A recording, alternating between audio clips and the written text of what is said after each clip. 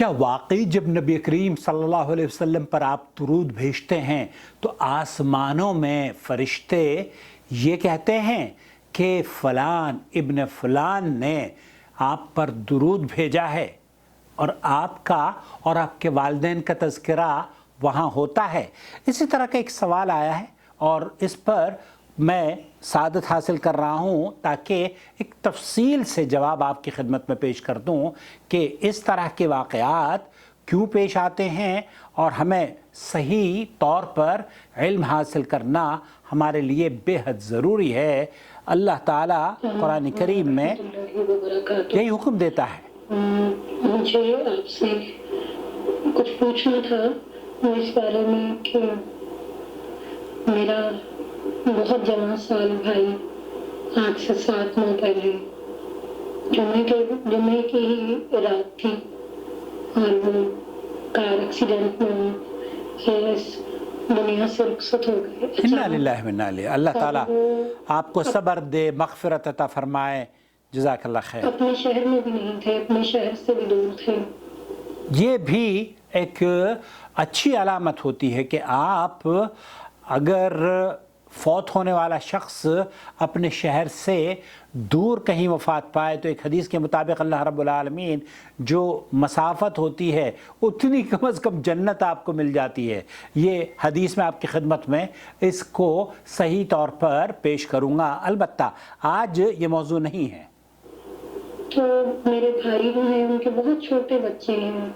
एक बेटी 6 साल की है, एक 4 साल की है, एक बेटा जो है वो 1.5 साल। बहरहाल ये अपने भाई के गम में मुब्तला हैं बहन। अल्लाह रब्बुल आलमीन इन्हें जन्नत में मिलाए। और जो सवाल ये जानना चाह रही हैं कि वो छोटे छोटे बच्चे हैं जिनकी कफ़ालत इनके छोटे भाई कर रहे हैं, ऐसी सूरत में मैं उन्हें दुरूद शरीफ पढ़ाती हूँ और दुरूद शरीफ के बारे में इन्होंने सुना है कि जब बच्चे दुरूद पढ़ते हैं तो फिर वालिदैन का नाम लेकर आपको ये बताया जाता है अल्लाह के रसूल सल्लल्लाहु अलैहि वसल्लम को कि फ़लाँ इब्न फ़लाँ ने आप पर दुरूद भेजा है। इसकी क्या हैसियत है और क्या पढ़ने वाले को दुरूद का या उसके वालिदैन को दुरूद का सवाब मिलता है? सबसे पहले तो आप नबी करीम सल्लल्लाहु अलैहि वसल्लम पर जो दुरूद पढ़ते हैं तो आसमानों में आपका और आपके वालिद का नाम लेकर कहा जाता है कि ये फ़लाँ इब्न फ़लाँ ने या मोहम्मद फ़लाँ इब्न फ़लाँ ने आप पर दुरूद भेजा है। और क्या ये सही हदीस मौजूद है? हालांकि सही बुखारी और सही साह सित्ता में इस तरह की कोई हदीस नहीं है, लेकिन अफसोस का मुकाम ये है कि सोशल मीडिया के इस पुरफ़ितन दौर में मैंने जो काहिरा की इदाअतुल कुरानिल करीम है काहिरा का, उसकी वेबसाइट पर या उसके फेसबुक पेज पर इस हदीस को देखा तो मैं रुक गया।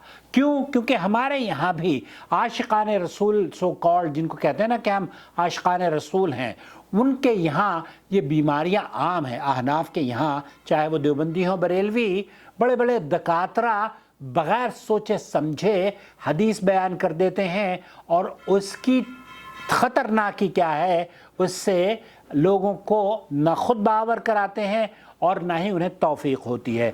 सोशल मीडिया पर जो रिवायत आम है वो ये कहते हैं कि इन्नल्लाह वक्किल बिक़बरी मलकन आताहु अस्माअल खलाइक़, बेशक अल्लाह ताला ने मेरी कब्र पर एक फ़रिश्ता मुक़र्रर किया है जिसे तमाम मखलूक की समात दी गई है।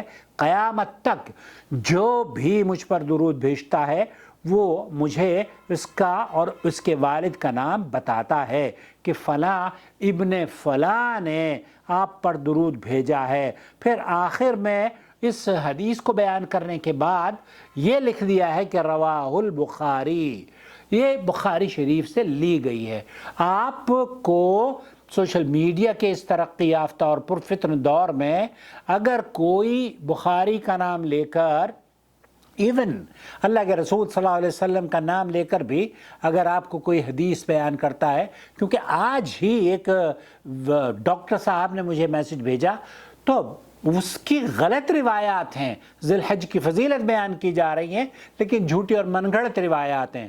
مفتی طارق مسعود جیسی شخصیت اگر انار کے فضائل میں جھوٹی روایات پیش کر سکتی ہیں تو پھر ہمیں بہت زیادہ محتاط رہ کر احادیث رسول صلی اللہ علیہ وسلم کی نشر و اشاعت میں ان لوگوں سے حدیث کا علم حاصل کیجئے جو کہ اہل علم ہوں، اہل الحدیث ہوں، حدیث پر عمل کرنے والے ہوں، حدیث کی سوجھ بوجھ رکھنے والے ہوں۔ اب یہ جو حدیث بیان کی گئی ہے، جو ہمارے گھروں میں اکثر فضائل درود میں بھی لکھ کر پیش کر دی جاتی ہے کہ جناب اللہ کے رسول صلی اللہ علیہ وسلم یہ فرماتے ہیں کہ فلاں ابن فلاں اور یہ فرشتہ اللہ تعالیٰ نے اسے ایسی صلاحیت دی ہے کہ یہ پوری دنیا کی آوازیں سنتا ہے اور قیامت تک مجھ پر یہ بتاتا رہے گا کہ فلاں ابن فلاں نے آپ کو درود بھیجا ہے۔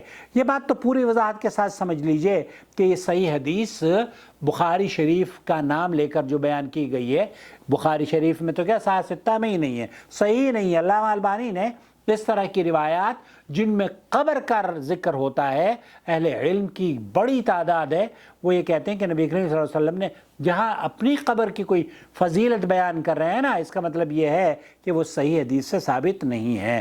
تو پھر کیا بات ہے، کیا صحیح کیا ہے؟ اللہ کے رسول صلی اللہ علیہ وسلم فرماتے ہیں، عبداللہ ابن مسعود روایت کرتے ہیں کہ اللہ تعالیٰ ان اللہ و ملائکتہ، وہ نبی کریم صلی اللہ علیہ وسلم نے فرمایا، سنن نسائی کی روایت ہے، ان اللہ ملائکتہ سیاحین فی الارض، ان للہ ملائکۃ سیاحین فی الارض، بے شک اللہ تعالیٰ کے کچھ فرشتے زمین میں گھومتے رہتے ہیں، وہ میری امت کی طرف سے مجھے سلام پہنچاتے ہیں۔ امام نسائی اور ابن حبان اور علامہ البانی رحمۃ اللہ علیہ نے اسے صحیح قرار دیا ہے۔ اسی طرح ایک اور دوسری حدیث میں اللہ کے رسول صلی اللہ علیہ وسلم نے فرمایا، سنن ابو داؤد کی وہ روایت ہے، تمہارے بہترین دنوں میں جمعہ کا دن ہے، اسی دن آدم علیہ السلام پیدا کیے گئے، اسی دن وفات پائی، اسی دن سور پھونکا جائے گا اور اسی دن بے ہوشی طاری ہوگی، لہذا اس دن مجھ پر کثرت سے درود پڑھا کرو کیونکہ تمہارا درود مجھ پر پیش کیا جاتا ہے۔ اب یہاں جب کہ آپ کا جسم مبارک مٹی میں ہوگا، ہمارا درود آپ پر کیسے پیش ہوگا اللہ کے رسول صلی اللہ علیہ وسلم سے؟ اب یہ سوال پیدا ہوتا ہے تو آپ علیہ السلام نے فرمایا، اللہ تعالیٰ نے زمین پر انبیاء کے جسموں کو حرام کر دیا ہے۔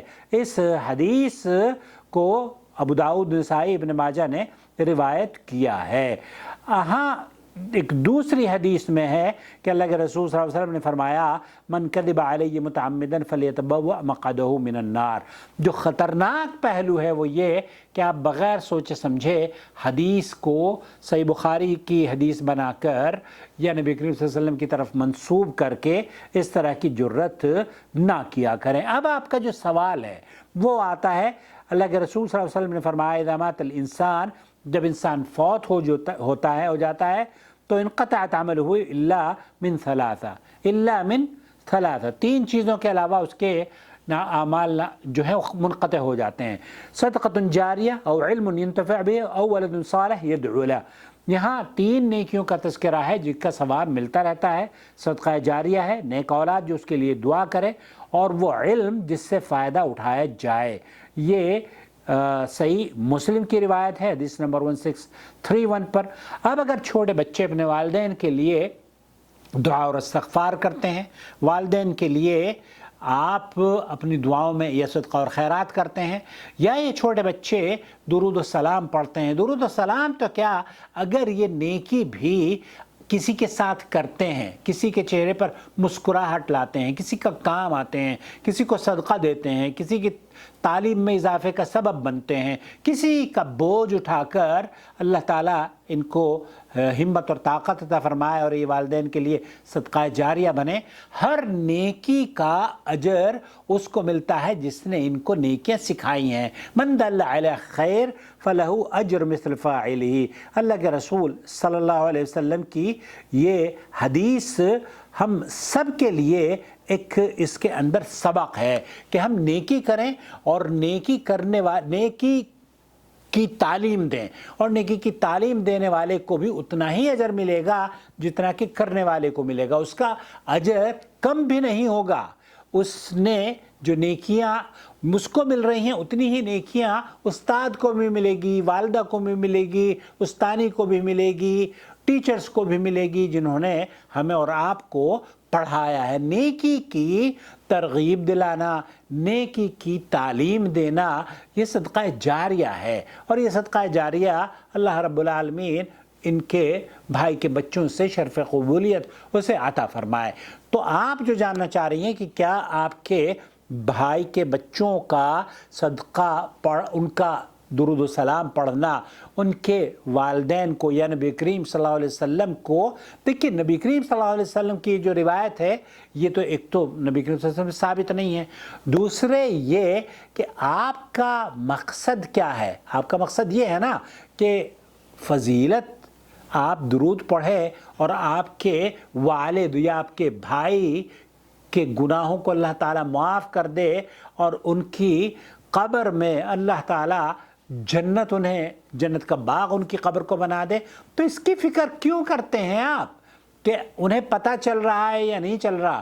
انہیں پتہ چلے گا تب بھی آپ کو کیا فائدہ ہوگا، اور انہیں اگر نہیں پتہ چلا تب بھی آپ کو کیا فائدہ ہوگا؟ فائدہ اس بات سے ہوگا کہ اللہ رب العالمین ان کے درجات بلند کر دے۔ تو اس لیے اپنی دعاؤں میں ہمیشہ یہ شامل کریں کہ اللہ میرے والدین کی یا ان بچوں کے والدین کی قبر کو جنت کا باغ بنا دے۔